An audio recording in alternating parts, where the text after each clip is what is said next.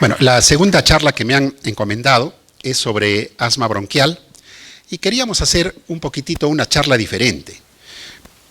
Creo que todos nosotros cuando nos enfrentamos a un niño con asma como paciente crónico o eventualmente a un niño con crisis asmática, ya tenemos creo que muy claro y definido qué es lo que debemos hacer. Pero el asma es una enfermedad extremadamente común donde lamentablemente hay muchos mitos y creo que esos mitos no necesariamente solamente se ven, valga la redundancia, en nuestro medio, sino también en muchos lugares del mundo. Y las cosas que son ciertas, a veces, como padres de familia o como población en general, pensamos que lo cierto no es tan así y más pensamos que el mito es la verdad. Y de eso se trata esta charla. He querido empezar con algunos mitos globales, ¿no? Creo que cuando ven estas imágenes, probablemente ya todos estemos pensando en algunos mitos que no existen pues en realidad, ¿no? Empecemos con el lado izquierdo. Entonces, el abominable hombre de las nieves, ¿no es cierto? Entonces probablemente cuando uno quiere hacer una expedición al Himalaya, por ahí le digan, bueno, está perfecto, pero trata de ir con un guía, porque no vaya a ser que se te aparezca este personaje tan grande, ¿no? Que parece una mezcla entre un simio y un humano y eventualmente te puede atacar. Inclusive hasta por ahí le han tomado una foto, que lo más probable es que sea una foto trucada, ¿no? Y lo cierto es de que el mito probablemente persista, porque al final de cuentas, desde el punto de vista del turismo, favorece, ¿no es cierto?, de que siga el mito y que no digamos de que esto no existe el Yeti. Entonces hay mucha gente que cree que existe el Yeti. Y lo mismo podría pasar con esto, ¿no? En Escocia, en el lago Ness, con una historia que empieza hace casi ya más de 200 años, donde dicen haber visto muchos de los residentes en este lugar a un animal muy grande, monstruoso, que se parece a una especie de dinosaurio marino, y que en los albores de los 1900 un fotógrafo toma esta impresión, esta imagen. Y dice, bueno, indudablemente lo que hablaban ya nuestros antecesores acerca del monstruo del lago Ness es una verdad. Existe el monstruo del lago Ness. Pero en el paso del tiempo y analizando la toma y la imagen en negativo que realizó este fotógrafo, se ve que en realidad es una imagen trucada. Entonces, no existe. La imagen que estamos viendo ahí la creó, entre comillas, un fotógrafo en su laboratorio. Entonces no existe el monstruo del lago Ness, pero hay mucha gente que sí dice que sí existe. Y en la ciudad que está al borde del lago, en Escocia, la gente le gusta mucho de que todos nosotros podamos creer de que esto es verdad. Y tienen pues sus recuerdos, ¿no es cierto? Les venden sus llaveritos, en fin, del monstruo del lago Ness. Entonces ahí, como vemos, hay dos creencias muy comunes, pero que no son verdad. Y yo quería hablar específicamente de 10 cosas, probablemente me falten más. Ustedes probablemente me digan al final de la charla, doctor, pero yo también he escuchado en el asma esto y lo otro, con seguridad. Pero quería hablar de las 10 cosas más importantes. Mucha gente piensa que el asma es una enfermedad muy rara. Mi hijo asmático, doctor, no puede ser. No, pero si esto creo que en Arequipa no hay asma. No puede ser, doctor. Debe ser otra cosa. Pensamos que el asma es una enfermedad infrecuente. Pensamos que para hacer el diagnóstico del asma, el niño tiene que tener sibilancias. Doctor, sí, lo he llevado a mi hijito, sí, varias veces. Es cierto de que tiene tos, se cansa con el ejercicio, pero nunca me lo han nebulizado. Jamás.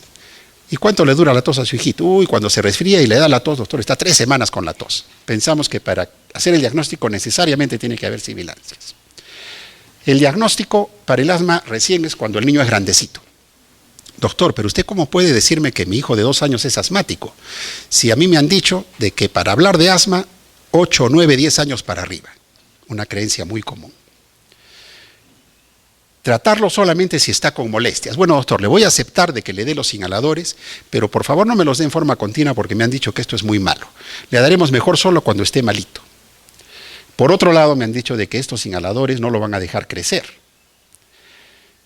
Y por favor, un favor más, doctor. Quiero que en este papelito me dé una exoneración para que mi hijo no haga educación física. Miren todos los mitos, ¿eh? Y de preferencia, solamente le voy a aceptar que le dé broncodilatadores, pero ni me mencione un corticoide. Y doctor, ¿qué le doy de alimento? Mejor le quito el limón, mejor que no coma ceviche, que no coma mariscos, etc., etc., etc. Ustedes lo conocen mejor que yo, todo lo que nos dicen los papás.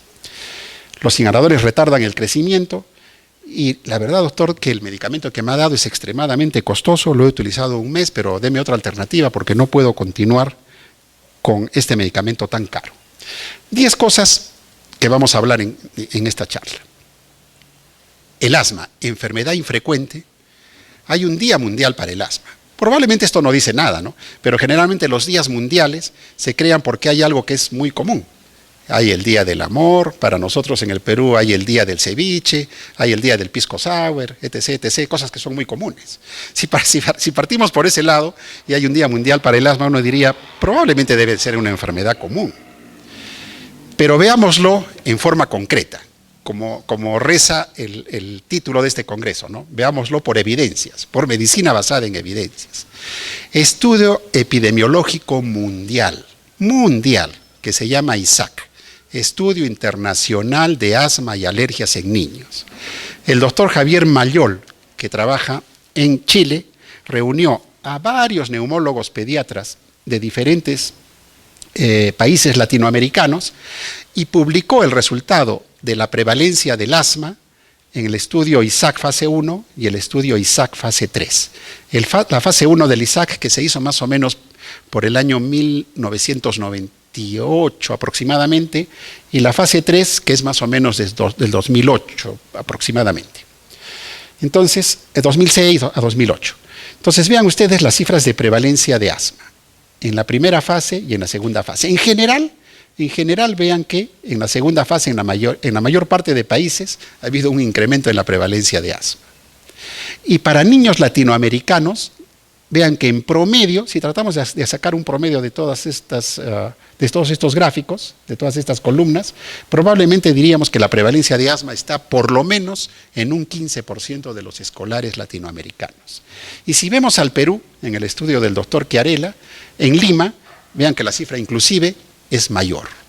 Entonces, el asma no es una enfermedad rara, no es una enfermedad inusual, es una enfermedad extremadamente frecuente. Y si queremos ver, ahora sí creo que se acabó la pila de esto, ahí está. Y si queremos ver cuál es nuestra realidad, la tenemos aquí a la derecha.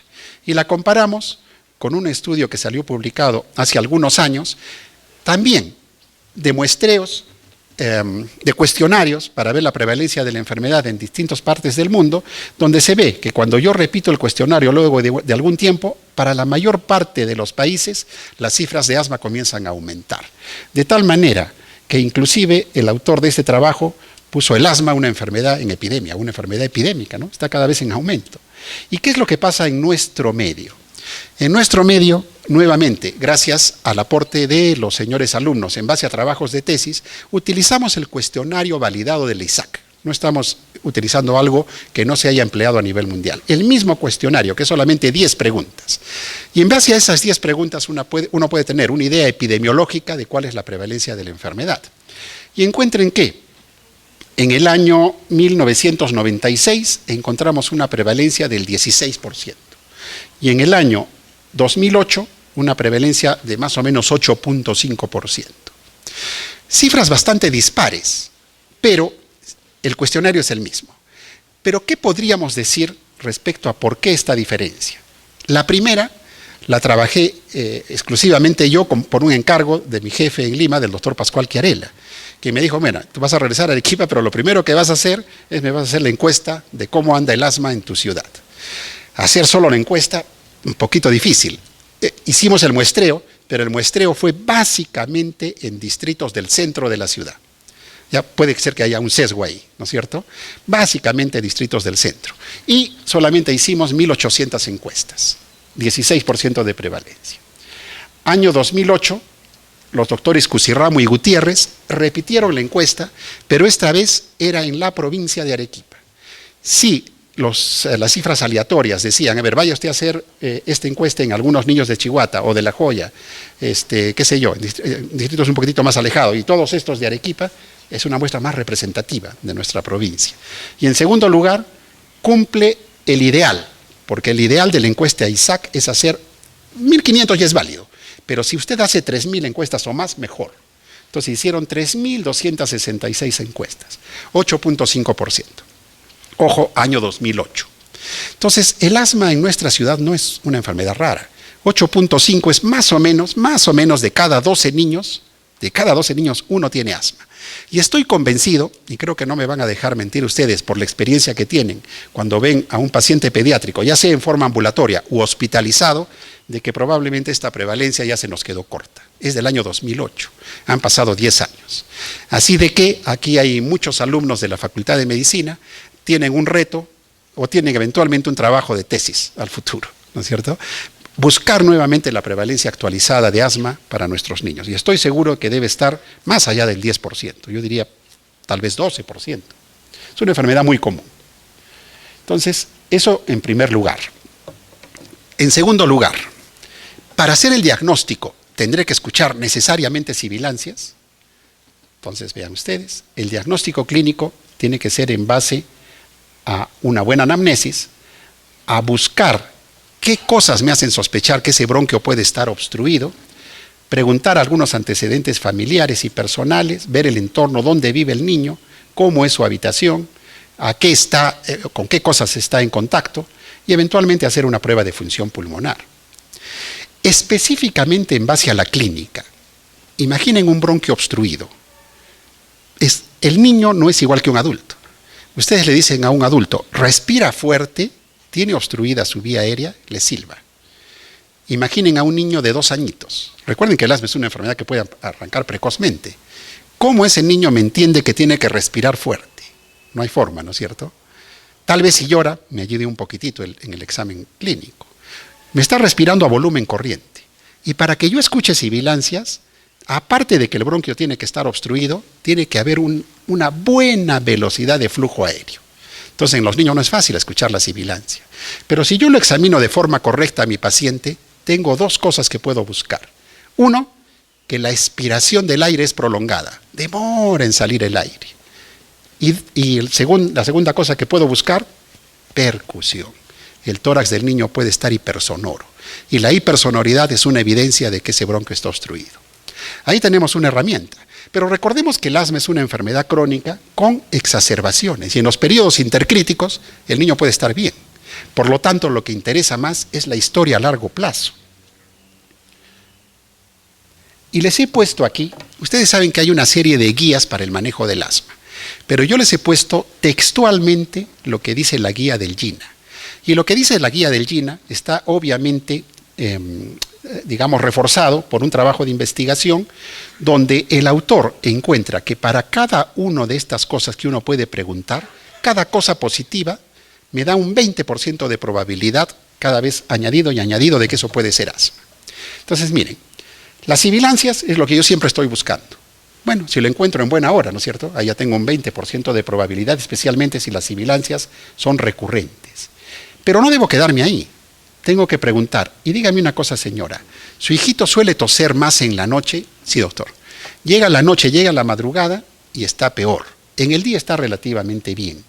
¿Qué pasa cuando hace ejercicio? No puede hacer ejercicio. Comienza a correr o jugar o saltar y mi niño empieza o a toser o le falta el aire o a veces inclusive le he escuchado silbido. Resfrío, entre comillas, que toma más de 10 días en remitir. Resfrío común, cualquier texto, cualquier revisión. ¿Cuánto tiempo duran los síntomas de un resfrío común? No más de 7 días. Bueno, los autores han puesto hasta, ya 10 días. Entre comillas, cuando se resfría su hijito, ¿qué pasa? Doctor, después de que está con el moquito y el estornudo, le queda una tosecita, una garraspera como de 2 o 3 semanas. Eso ya no forma parte de la evolución natural de un resfrío. Tengo que pensar que puede ser otra cosa. Y el otro dato que debo preguntar es hiperreactividad bronquial. Todo lo que hemos hablado, la tos, las sibilancias, el dolor de pecho, etcétera, se exacerba al contacto con determinados agentes, con otras cosas, en otras palabras, hiperreactividad bronquial. Entonces, vean ustedes de que a veces nos contentamos solamente con esto, pero hay que preguntar más cosas. Y cada cosa positiva me va añadiendo un 20%, 20%, 20% que pueda ser un asma bronquial. Por lo tanto, el diagnóstico del asma será solamente en un niño grandecito, en un niño de 8, 9 o 10 años, o tendré que esperar a que el paciente sea adulto para decir que es asmático. Ustedes van a ver que los expertos dicen contundentemente que no. Hay muchos grupos de investigación en neumología pediátrica y uno de los más prestigiosos es el de Tucson, en Arizona, donde radica un médico que es el doctor Fernando Martínez, que hizo un estudio increíblemente bueno. El estudio es un poco antiguo, pero sigue siendo un referente para saber qué es lo que pasa con el niño con sibilancias. Y lo que está aquí es tan cierto que probablemente en muchos textos de pediatría ustedes ya lo ven plasmado. Entonces, simplemente un recuerdo a lo que ustedes ya conocen. En primer lugar, el doctor Martínez sigue a miles de niños desde el nacimiento y comienza a ver a lo largo de la edad y hasta los 6 años, que es cuando publica el estudio, cómo era la presentación de las sibilancias. Lo primero que encuentra es de que la mitad de los niños hasta los 6 años no presentan sibilancias y la otra mitad sí presentan sibilancias. Entonces, primera conclusión, la sibilancia en un niño pequeño no es un evento raro, es un evento común. Y a sus niños sibilantes los clasifica como niños con sibilancias transitorias, si las tuvieron tempranamente al nacer, pero la sibilancia desapareció a los 3 años de edad. Niños con sibilancias persistentes, si la sibilancia persiste hasta los 6 años y la tuvo desde los pocos meses de vida. Y niños con sibilancias tardías, si no tuvieron sibilancias hasta los 3 años, pero a partir de los 3 años comenzaron a presentar problemas obstructivos. Y siguiendo a estos niños, el doctor Martínez descubre que hay 3 fenotipos de niños con sibilancias. A los primeros los describe como niños con sibilancias transitorias. Y cuando examina a estos niños, tanto por datos epidemiológicos o por pruebas de función pulmonar, lo que encuentra es de que estos niños con sibilancias transitorias usualmente no son niños alérgicos. Y cuando les hace pruebas de función pulmonar, encuentra una función pulmonar baja en estos niños. Y ustedes dirían, un momentito, doctor, pero ¿cómo que función pulmonar en un niño menor de 3 años? No lo tenemos aquí, pero en Chile, en Argentina, en el Brasil, los neumólogos tienen un aparatito que es un neumotacógrafo adosado a una mascarilla. Al niñito pequeñito se le pone una chaqueta que se insufla en milisegundos. Cuando el software que está conectado a la computadora detecta que el niño toma una respiración profunda, se infla la chaquetita y se le puede hacer la espirometría al niño. ¿Ya? Entonces sí se puede hacer una función pulmonar. Y lo que encontró el doctor Martínez es de que estos niñitos tenían una vía aérea más delgadita, por ponerlo así en un término claro. Y como tenían una vía aérea más delgadita, cualquier agente agresor, en un niño pequeño el principal agente agresor, los virus, le provocaban sibilancias. Pero el niño crecía su vía aérea y dejaban de presentar sibilancias. La inmensa mayoría de los niños con sibilancias precoces. Describe a otro grupo que les llama sibilantes persistentes. La sibilancia persiste más allá de los 3 años, pero no tienen atopia. No hay historia familiar de asma ni de rinitis, no hay IgE elevada, etc. Les llama sibilantes persistentes no atópicos. Generalmente su sibilancia es desencadenada por virus. Y hay un tercer grupo, que son los sibilantes persistentes atópicos, que tienen historia familiar de asma o de rinitis, niño con dermatitis atópica, niño con eosinofilia en sangre, con IgE elevada, probablemente el asmático al futuro. Y últimamente se ha descrito un tercer grupo de niñas con sibilancias que les aparece en la etapa de la menarquia, probablemente asociado a obesidad. Muy bien. Entonces, creo que queda claro de que la sibilancia es muy común en un niño pequeño, que el asma puede aparecer precozmente en la vida, pero ¿cómo yo puedo hacer para predecir de estos 3 grupos que estamos hablando? Porque vean que los 3 grupos arrancan precozmente. ¿Cómo saber cuál de esos 3 grupos o qué niño es el que va a ir finalmente a un asma declarado cuando sea mayorcito? Y al respecto sale otro estudio ya clásico, que es del doctor Castro Rodríguez, médico peruano, que trabaja un tiempo con el doctor Fernando Martínez en Tucson, y que en base a esa cohorte de niños que seguía el doctor Martínez hasta los 6 años, y luego ya fueron más grandecitos, ya muchos de ellos son ya adolescentes o niños mayorcitos, ya jóvenes.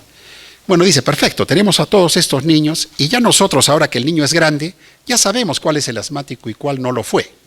Pero como tenemos toda esta cohorte desde pequeñitos, ¿por qué no buscar algunos datos que los dividió en criterios mayores y criterios menores para predecir si ese niño al futuro va a ser asmático o no? Y el doctor Castro Rodríguez propuso lo siguiente, en este score predictor de asma, el API, conocido por todos ustedes, donde como primer criterio incluye que ese niño pequeñito, muchos de los niños inclusive pueden ser lactantes, en los últimos 12 meses hayan tenido 3 o más episodios de sibilancias. Primer criterio. Y segundo, que tenga o un criterio mayor o un criterio menor positivos.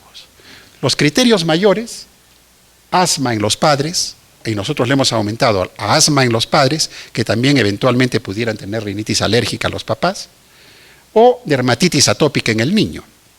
Y como criterios menores, rinitis alérgica en el niño, sibilancias que no estén relacionadas con resfrío y eosinofilia en sangre. Nosotros le hemos puesto, como vamos a ver más adelante, en base a un trabajo, que también podríamos buscar IgE sérica elevada. Muy bien, y lo que encuentra el doctor Castro Rodríguez es que el valor predictivo positivo de este score puede llegar al 76%. No es una herramienta perfecta, pero me puede ayudar a predecir qué niño sibilante recurrente en sus primeras etapas de vida puede ser al futuro un niño asmático. Les decía de que en ese score predictor original, nosotros cuando hacemos el score utilizamos o eosinofilia en sangre o IgE sérica elevada. En base a un trabajo que hicimos algunos años junto con el doctor Bayón, donde comparábamos los eosinófilos expresados en milímetro cúbico con la IgE. Y encontramos de que hay una correlación bastante cercana entre los dos valores. De tal manera que inclusive ustedes pueden predecir el valor de la IgE sabiendo el recuento de eosinófilos expresado por milímetro cúbico. Claro que la cosa no es perfecta, ¿no es cierto? Se puede predecir más o menos en algo más de la mitad cuál es el valor aproximado de la IgE, solamente con el eosinófilo. Pero el mensaje es que puedo utilizar en el score predictor o eosinófilos o IgE, cualquiera de los dos. Nosotros le preguntamos en un congreso al doctor Castro Rodríguez por qué él puso eosinofilia y no IgE, que es generalmente lo que uno ve más en los estudios. Y la respuesta fue muy sencilla. Dosar IgE requiere un laboratorio eventualmente un poquitito más sofisticado, mientras que dosar un eosinófilo en un hemograma se puede hacer en cualquier parte del mundo. Y esa es la razón por la que en el score original está el recuento de eosinófilos por encima del 4%. Muy bien, pero ¿a dónde quiero llegar? Recuerden que esta cuarta interrogante de si el asma se inicia precozmente o no es un mito o es una verdad. Y creo que acá está la respuesta contundente. Que el asma empieza en etapas precoces de la vida no es un mito, es una verdad absoluta. Y lo encuentran aquí en este consenso de un grupo europeo sobre lo que ocurre con las sibilancias en el niño. Entonces, acá uno podría decir, pero yo veo acá que la mayor parte de los niños no son asmáticos. Y eso es cierto. Cuando yo tengo a un niño menor de 2 o 3 años que le silba el pecho, la mayor parte de veces, de esos fenotipos de niños sibilantes que ustedes vieron, la mayor parte de veces son sibilantes transitorios. En otras palabras, niños que tienen bronquiolitis y nada más. Pero en todo ese grupo de niños hay una pequeña cantidad que son asmáticos. Pero ¿cómo reconocerlos? Ya lo hemos dicho. Puedo tener una herramienta que es el score predictor de asma del doctor Castro Rodríguez. Y si yo utilizo eso al futuro, ¿qué encontraron los expertos? Les va a sorprender la descripción de este gráfico. 8 años, 9, 10, 11, todos los niñitos ya con estudios clínicos, examen físico y pruebas de función pulmonar, donde contundentemente sabemos que son niños asmáticos. Pero comenzamos a preguntar en el pasado desde cuándo tenían sibilancias recurrentes. Y miren los datos tan interesantes. Inicio de síntomas de asma en todos estos niños. Antes de los 6 meses, 25% de los niños. 1 de cada 4 niños asmáticos debuta antes de los 6 meses. 50% antes de los 2 años. La mitad de los niños que van a tener asma tuvieron sus primeras manifestaciones de la enfermedad en la etapa de lactantes. 75% antes de los 3 años, 80% antes de los 4 años. 8 de cada 10 antes de los 4 años ya contundentemente era un niño asmático. Entonces, respecto al mito que comentábamos al inicio, el asma no es una enfermedad del niño pequeño. Hablemos de asma a partir de los 8, 9, 10 años, es una falsedad total. El asma es una enfermedad que tiene un inicio precoz en pediatría. Creo que estos datos de nuestra hospitalización son contundentes. Datos de Arequipa, Hospital Yanaguara, hospitalizaciones por crisis asmática desde el 2001 hasta el 2015. 2 colores en cada columna. Ni todos son niños asmáticos, por supuesto, la sumatoria del verde y el rojo, pero los que están de color rojo son niños que no están inscritos en un programa controlador o preventivo como es el programa de asma. Y los que están de color verde son niños del programa de asma, niños que reciben en forma continua su inhalador. Primera conclusión evidente, que el niño asmático se hospitaliza porque no está recibiendo un tratamiento controlador permanente para su enfermedad. Creo que es evidente lo que estamos viendo ahí. Y hay un pequeño grupo de niños que sí reciben terapia controladora, pero cuando en la hospitalización se amplía un poquitito la anamnesis de estos pequeños, sí es efectivamente un niño del programa de asma. Pero usted le está dando el medicamento, no, hace 3 meses se lo quité porque me dijeron de que le iba a causar daño. Y está haciendo un control ambiental, bueno, como lo vi mejor, le compré un perrito y un gatito al niño. Entonces siempre hay algo que explica por qué al final el niño termina hospitalizado. Vamos a ver si otra vez funciona. Creo que otra vez está funcionando. Y miren, estos datos que les muestro aquí, creo que son contundentes del problema que tenemos en el manejo del niño asmático. Y no es un trabajo nuestro, es un trabajo americano. Les voy a explicar en qué consiste este trabajo. Corticoides inhalados, corticoides sistémicos, beta-2 agonistas de acción corta. -1 y -2 antes de que vengan a un servicio de emergencia. +1 y +2, 2 meses después de que vinieron a un servicio de emergencia. Entonces uno dice, bueno, viene un niño de emergencia, le tengo que dar un corticoide sistémico, le tengo que dar un beta-2 agonistas de acción corta. Creo que eso lo tenemos todo claro. Ese es el manejo básico de una crisis asmática. Antes de que venga la emergencia, estaban con una terapia controladora, ni el 5% de los niños. O sea, nuestra realidad es la misma que en otros sitios, exactamente igual. Pero bueno, uno diría, ya el niño ha venido por una crisis, lo han sacado de la crisis, le han puesto oxígeno, le han dado su medicación de rescate. Supongo que después de que ha salido de esta crisis, ya empezará a utilizar su medicación controladora. Vean que al siguiente mes la cifra subió a menos del 15%. Y al segundo mes prácticamente llegamos a lo anterior. O sea, el niño no está utilizando un tratamiento controlador a largo plazo. ¿Cuál será el efecto? Lo que vimos en la anterior diapositiva, que en cualquier momento ese niño se va a volver a hospitalizar por asma. Entonces ahí tienen otro mito que no es verdad. El asma no se puede tratar si el asmático es un asmático persistente y su asma no está controlado, no se puede tratar en forma episódica, se tiene que tratar en forma constante. Y si yo lo trato en forma constante, tengo alguna forma objetiva de demostrar de que estoy haciendo algo beneficioso, ¿el asma qué cosa es? Es una enfermedad inflamatoria. Si yo empiezo a tratar el asma, ¿qué tendrá que pasar con los marcadores inflamatorios? Pues tendrán que disminuir, tendrán que bajar. Y acá tenemos una prueba contundente de lo que les estoy mencionando. En este trabajo que realizamos aquí en nuestra ciudad, en el Hospital Yanaguara, y con la participación también del doctor Castro Rodríguez, de Chile, vean ustedes, valoramos a pacientes con asma persistente leve al momento del ingreso, son pacientes que no están con tratamiento, y pacientes con asma persistente moderado, y les dosamos nitritos en esputo. Y ustedes han visto en la literatura que una forma de monitorizar si la inflamación persiste o no es el óxido nítrico exhalado. No tenemos ese aparato en nuestro medio, pero el óxido nítrico más o menos guarda relación con los nitritos en esputo. ¿Qué es lo que dosamos? Y vean ustedes, si el niño empieza un tratamiento controlador, inmediatamente luego de 3 meses cae el nivel de nitritos tanto en los asmáticos persistentes leves como en los asmáticos persistentes moderados. Y por supuesto que la valoración clínica del niño también comienza a mejorar. Y si nosotros queremos utilizar algún score clínico para saber si el niño está mejorando o no, tenemos este estudio que lo publicamos el año pasado, donde mediante una encuesta validada por expertos, que es el ACT, el Asthma Control Test, valoramos en los niñitos de nuestro programa con otros niños de la Seguridad Social donde no hay un programa preventivo, cómo se sentían ellos. Y encontramos de que no había diferencias en cuanto al control aceptable de la enfermedad. Sin embargo, el control pobre era mucho más en niñitos que no están en un tratamiento seguido en forma continua, y el control total era mucho más elevado en niños del programa de asma. Más o menos 6 veces más de lo que se podría lograr en un niño que eventualmente tiene consultas esporádicas y donde eventualmente no se va a seguir un tratamiento con antiinflamatorios en forma permanente. Hay otro dato que los papás con seguridad les van a decir a ustedes.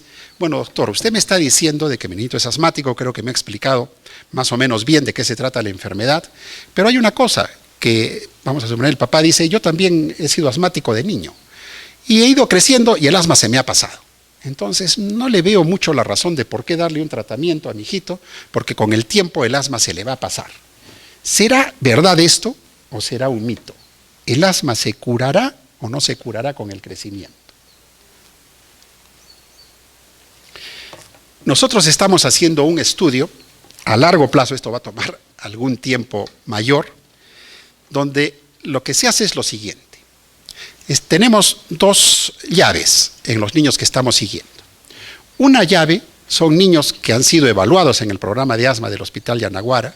Son niños con asma persistente, moderado y severo. Los que están ingresando al estudio son los niños con asma persistente, moderado y severo. La primera llave, niños del programa de asma, se trataron de la enfermedad, recibieron su tratamiento antiinflamatorio que les damos por 2 a 3 años y luego de los 3 años los buscamos en su domicilio, ya se fueron de alta, han estado de alta por lo menos 18 meses, mínimo de 18 meses, y se les ha buscado para hacerles una prueba de función pulmonar y para hacer el cuestionario del ACT, que está validado por expertos, las 2 cosas. Y el otro grupo, que ahí es donde demora el estudio, porque el otro grupo no lo podemos decidir médicamente, porque no sería ético. El otro grupo sería un niño asmático tratado solo en forma episódica, ¿no es cierto? Cada vez que se ponga mal y cada vez que venga por la emergencia. Eso no se puede hacer, no es ético. Pero el otro grupo va cayendo de a poquitos en la consulta, ¿no? Revisamos la historia, ¿por qué lo trae a su hijito? Doctor, usted lo vio hace unos años y me dijo que era asmático, pero decidí no darle tratamiento, pero hace una semana había venido con una crisis de asma por emergencia y ahora lo estoy trayendo para que lo reevalúe. Perfecto. Nosotros no hemos decidido que no reciba un tratamiento controlador permanente, lo decidió el papá. Esa aclaración, por supuesto, que hay que hacer en el estudio. Y luego de 18 o más meses que no le dieron un tratamiento controlador, bueno, perfecto. Hagámosles el ACT, el test de control del asma, y hagámosles una prueba de función pulmonar. Los resultados, por supuesto, van a ir saliendo a lo largo del tiempo. Todavía tenemos unos cuantos niños captados, pero a grosso modo ya uno se va dando cuenta qué es lo que va a salir. ACT, Asthma Control Test, ¿cómo se siente el niño? Sí, la mayoría de los niños dice que ya sí, los síntomas se le han alejado, ya no es la frecuencia de los síntomas tan seguida como en los años anteriores, sí dice sentirse mejor. Le hacemos una función pulmonar y ahí está la diferencia. Niños del programa que se fueron de alta y dejaron de utilizar los antiinflamatorios y niños que no recibieron un tratamiento controlador permanente. Su función pulmonar es menor. En otras palabras, el niño asmático que no se controla, a lo largo del tiempo es cierto, sus síntomas se van alejando, se van espaciando, él dice sentirse bien, pero en realidad su bronquio está cerrado, se ha acostumbrado a vivir con un bronquio cerrado y cree que eso es normal. Pero cuando le preguntan un dato fundamental, ¿se acuerdan de las preguntas para diagnosticar el asma? ¿Y qué pasa cuando haces actividad física? Ah, no tengo que ir suave nomás, porque si hago mucho ejercicio me falta el aire. Y les diré como broma que muchos de los hombrecitos dicen, no, doctor, pero yo sí juego fútbol. Y perfecto, ¿y cuál es tu posición como jugador de fútbol? Ya saben ustedes cuál es, arquero. Soy el arquero del equipo. ¿Ya? Entonces, creo que cuando podamos culminar este trabajo, nos va a tomar años, porque como les digo, captar a la llave de niñitos que no se trataron, eso va tomando tiempo, ¿no es cierto? Pero creo que va a ser sumamente interesante. Bueno, y hablando específicamente de la actividad física, entonces, ¿qué hago con el niño con asma? Le hago caso a los papás y le doy un certificado donde le pongo, no debe usted realizar actividad física, sería lo peor que podría hacer. Un niño sano es un niño que corre, juega, salta, molesta, ¿no es cierto? Ese es un niño sano. Los pediatras nos sentimos felices cuando vemos un niñito así que está súper movido. No, que viene, a uno le jala sus cosas del escritorio, ese niño está sano, no está enfermo. Entonces, este es el niño sano. Si yo al niño con asma le digo a la mamá, no haga educación física, ¿qué creen que va a pasar con ese niño? Obviamente el profesor de educación física no lo va a dejar en el aula, ¿no es cierto?, castigado cuando toca educación física. Lo va a llevar con todos los niños donde están jugando sus demás compañeros y él va a estar en una esquina sentadito. Pero él en su mente está sentadito, pero con estas cosas. Lo hemos convertido en un inválido y eso jamás se puede hacer. Un niño con asma tiene que hacer su actividad física normal, pero para que haga su actividad física normal, tiene que estar adecuadamente tratado. Y algunos datos. Es muy frecuente la intolerancia a la actividad física en el niño asmático. Nuevamente, muchos trabajos de tesis de alumnos de la Universidad San Agustín y del Departamento de Pediatría. Prevalencia de asma inducida por ejercicio en niños asmáticos de Arequipa, de Hilo y de Tacna. Vean que la intolerancia a la actividad física no es una cosa rara. En promedio, 72% de niños respondieron en la encuesta de niños asmáticos, respondieron tener inconvenientes, dificultades con el ejercicio. Prácticamente 3 de cada 4 niños asmáticos. No es una cosa rara. Y un adulto puede correr, puede despacio, ¿no es cierto? Ya uno aprende a graduarse. El niño no, el niño cuando quiere jugar hace un ejercicio equivalente a cualquier deportista de élite. Esta foto de aquí, hace algunos años, hace unos 10 o 12 años en Arequipa, tuvimos los bolivarianos. Tenemos la suerte en el Perú de que el próximo año vamos a tener los panamericanos. Vamos a ver atletas de élite de Canadá, de Estados Unidos, ¿no es cierto? Y esa actividad intensa que realizan esos atletas es equivalente a la actividad intensa que realiza un niño. Y al niño no se le puede privar de que haga educación física. Hemos dicho de que la actividad física y la obstrucción ante el ejercicio puede ocurrir en muchos niños. Pero esa herramienta, cuando yo empiezo a valorar a un niño asmático por primera vez, me puede ser muy útil. ¿Por qué? Porque 3 de cada 4 niños tienen obstrucción ante el ejercicio. Y no solo eso, sino que la obstrucción bronquial ante la actividad física suele ser más intensa a mayor severidad del asma. Acá tienen este trabajo que publicamos hace ya algunos años, donde no es que hayamos descubierto algo que no se sabía. Claro que se sabe que la actividad física provoca obstrucción bronquial en el niño con asma, pero lo que faltaba demostrar es si la obstrucción bronquial guarda correlación con la severidad del asma. Y vean ustedes que lo que encontramos acá es que el niño con asma persistente severo, asma persistente moderado, tienen obstrucciones bronquiales tremendas, muy diferentes al de un niño con asma persistente leve, que también suele tener pruebas positivas, y al del asmático intermitente, que se puede confundir con un niño sano.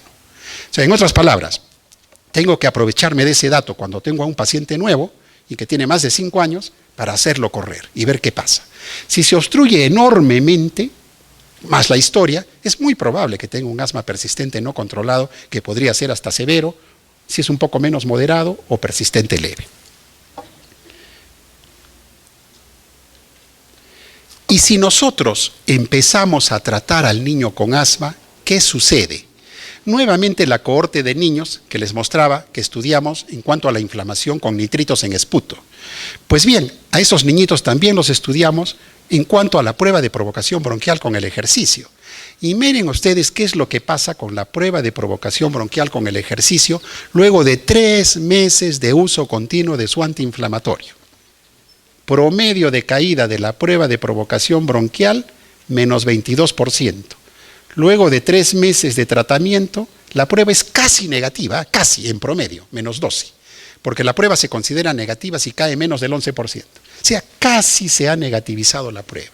O sea, en otras palabras, al niño con asma le doy la exoneración para que no haga actividad física, jamás, jamás. En ese momento, de manera rápida, le digo a la mamá, dele que el niño utilice un beta 2 antes de la actividad física. Pero con el uso continuo de terapia antiinflamatoria, su niño va a solucionar ese problema y va a poder hacer una actividad física sin ningún inconveniente. Nos quedan 5 minutitos, vamos a tratar de acelerar para estar en el tiempo que nos corresponde. Muy bien, otra interrogante. Al paciente asmático, ¿solamente tratarlo en las crisis? ¿Solamente darle tratamiento de rescate? Creo que estos estudios, he puesto solo uno, pero en la inmensa mayoría de estudios les van a mostrar esto. No, porque si doy un tratamiento controlador, vean ustedes cómo su función pulmonar expresada por flujo expiratorio pico, cómo comienza a mejorar, inclusive antes de que yo le dé un broncodilatador, cómo empieza a mejorar la función pulmonar del niño. Y cómo a lo largo del tiempo cada vez usa menos y menos y menos medicación de rescate. Entonces, el saber si el niño a lo largo del tiempo utiliza o no un beta 2 agonista, que le abre el pechito al niño, que le abre el bronquio al niño, también es una forma de saber cómo está el asma. Entonces, eso siempre lo mencionamos en las clases de pediatría.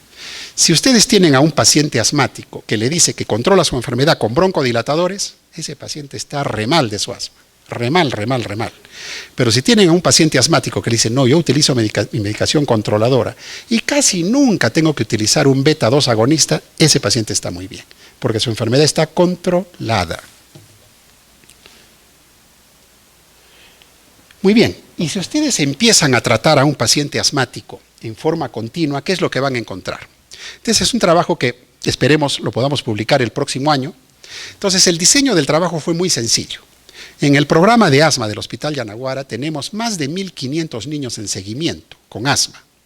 Y lo que le dijimos al tesista es lo siguiente. Mira, la cosa está bien simple. Vamos a tomar punto cero cuando ingresa al programa de asma. Niño sin tratamiento, 99% de las veces. Y vas a revisar en la historia clínica qué pasó con ese niño 12 meses antes.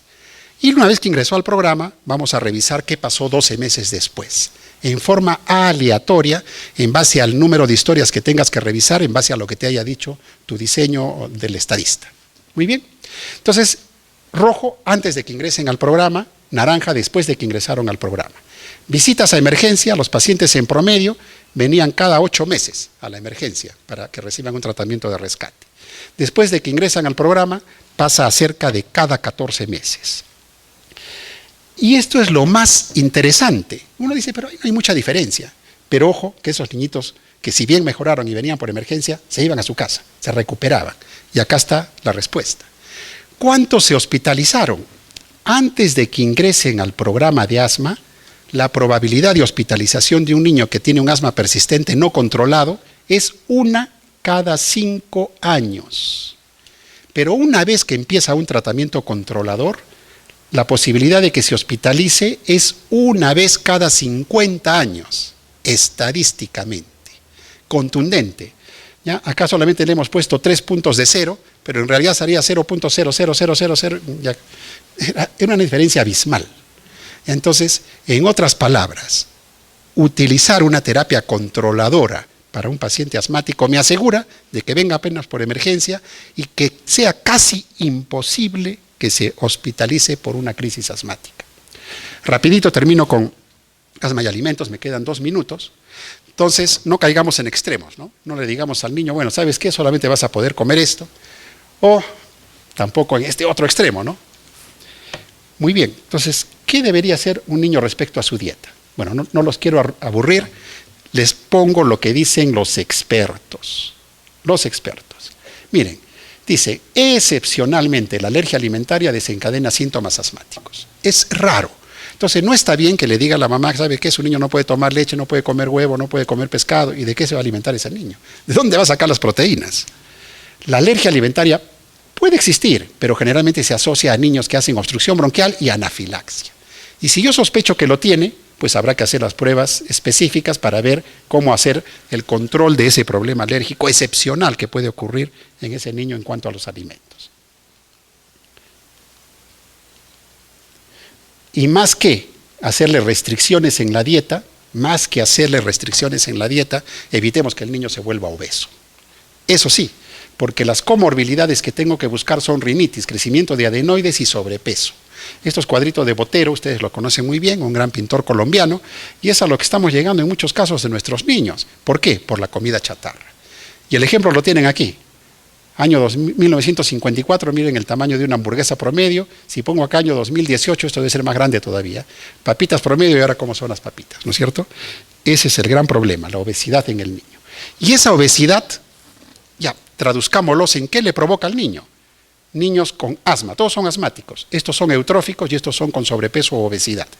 El niño con sobrepeso o obesidad tiene más síntomas diurnos, más síntomas nocturnos, menor función pulmonar y más uso de beta-2 agonista. Entonces, evitemos la obesidad en todos los niños y especialmente en el niño asmático, porque inclusive puede estar comprometida su función pulmonar antes de que empiece el tratamiento del asma respecto a los niñitos que no tienen sobrepeso o obesidad, y eso evaluado a través de una prueba de ejercicio.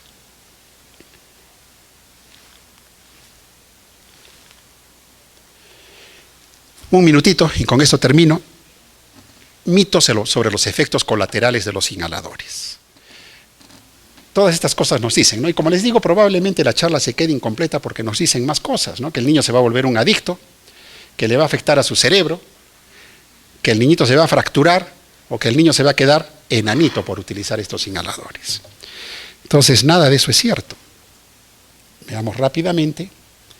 Niños del programa de asma del Hospital Yanaguara, niños asmáticos, leves, moderados, y niños controles. Velocidad y crecimiento exactamente igual. Y si nosotros lo vemos en el tiempo, porque la crítica a esto podría ser de que es en un corto periodo de tiempo esa evaluación. Y a veces funciona esto, a veces no. Si me ayudan por favor con la siguiente diapositiva, ya creo que me quedan dos nomás. La siguiente, por favor.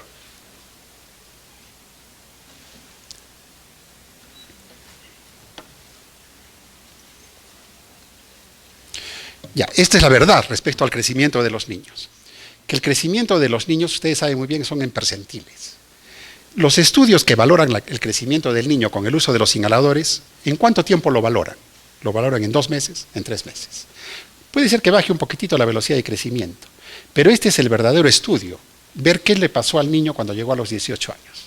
Retoma su talla de manera normal.